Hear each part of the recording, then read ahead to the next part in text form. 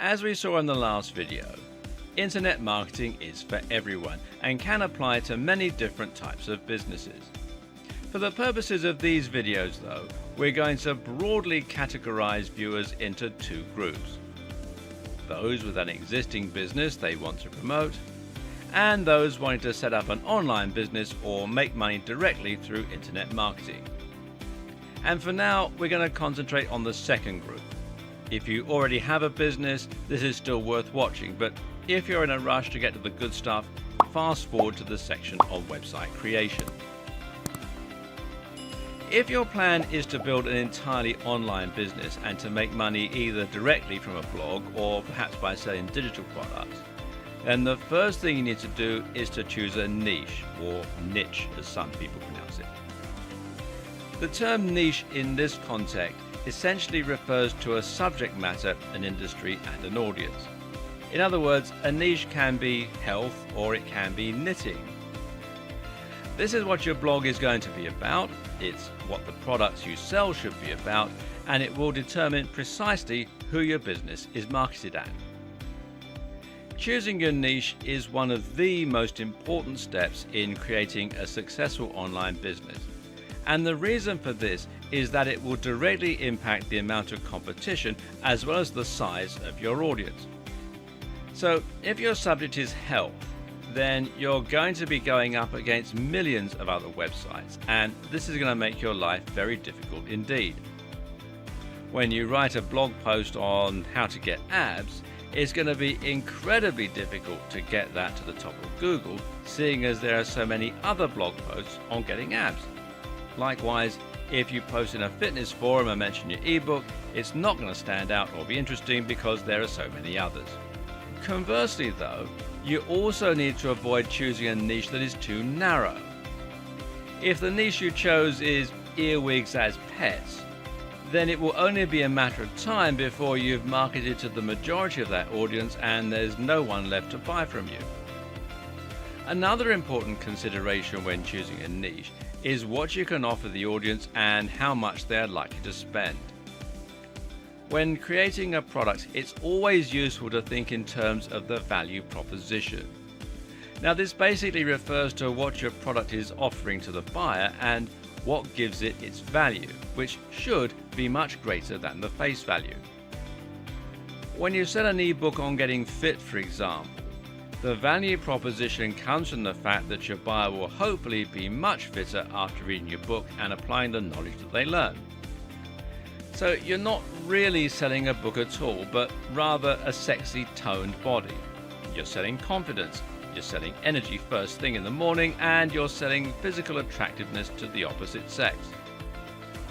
And people are willing to pay for a lot of things, meaning that you can afford to charge more for your ebook. On the other hand, if you have a book on cats, then you can only charge people for learning a bit more about their pets, which isn't something people are willing to pay as much for.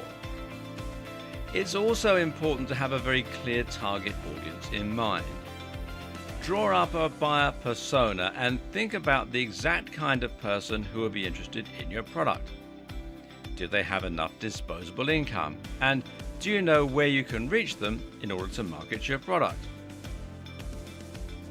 If all that sounds a bit confusing, then the best way to pick a niche is often to find a very big and popular niche with a strong value proposition, and we're talking things like fitness, finance, business, dating, and so on. And then to narrow down to find a specific section within that niche. So for example, you might have fitness for the over 50s, fitness for nerds, and as a sidebar, nerdfitness.com is a highly popular website. You could have fitness for X condition, whatever you want to put in. Fitness for martial artists, online businesses for students, making money online for stay-at-home mums. You know, the list just goes on. And try and think of something that is as original as possible, while at the same time making sure that there's a big audience there and that you can solve a specific need. At the same time though, try and choose a niche that you genuinely have an interest in and some knowledge about, and this will help you to write better blog posts, and it will ensure that you don't get bored of your business over time. And this is actually one of the most important tips. So don't be motivated by money alone, or you're likely to find your business lacks staying power. Finally, think about any connections you might already have and any contacts. If you happen to know the editor of Gardening magazine, then creating a business in the gardening niche just makes sense. Likewise, if you're a prominent member of a big forum dealing with health, then this is a very logical niche to choose, as you'll be able to post about your blog there and hopefully get a big reaction. In short, try to have an entire business plan ready before you even begin writing. Know your strategy, know your end game, and let your niche dictate all that. The next thing you need to do is to create a stunning website. Now, this is highly important, as your website is what's going to create the first impressions for your visitors and give them the confidence to buy from you. Now, this makes all the difference. Think about your own experience, whether you're looking online for a place to eat, for a specific product to buy, or a blog to read. If the website is well designed, then the chances are that you'll feel comfortable there.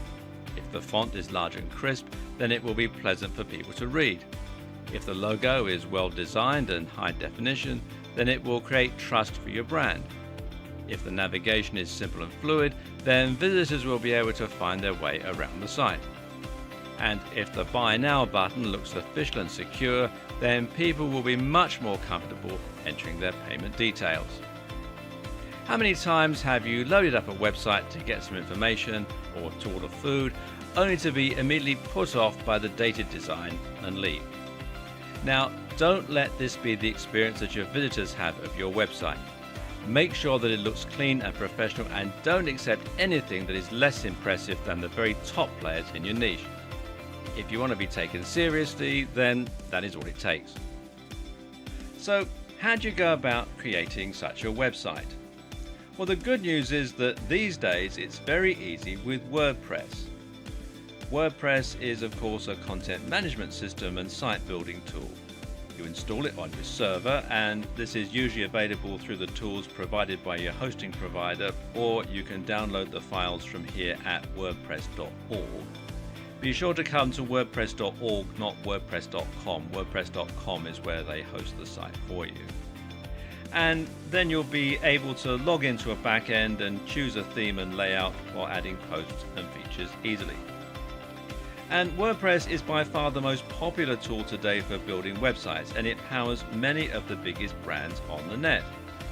For example, some of the BBC websites run on WordPress, as do the blogs that Forbes magazine hosts, and Wired also is run by WordPress. And it's free, and it has a huge number of different features. It has support from a massive online community and nearly endless customizability. In other words, there really is no reason not to use WordPress. It's a tried and tested commodity, and it makes things quicker and faster for you while still resulting in a highly professional looking end product.